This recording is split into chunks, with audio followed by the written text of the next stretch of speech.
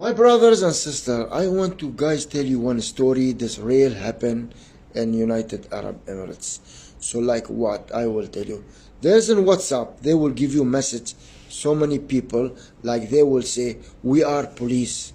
You have a fine because you are doing this bad things or anything. They will make a rounding and they will say something lie, and they will show you their police. Why? They will show you, they will show you the WhatsApp like this. Okay, see police address and number, but they are not police. Okay, I will show you another one. Okay, they're doing too much people like this,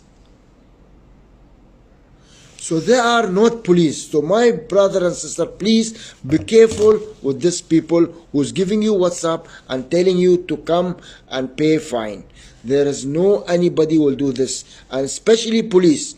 If they need anything from you, wherever you are, they can come and catch you and take you.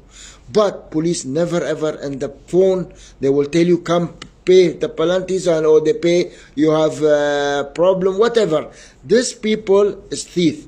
They only want to take your money and make you like stupid. So sorry guys, I'm telling you, please try to understand, and you have a mind, you use it.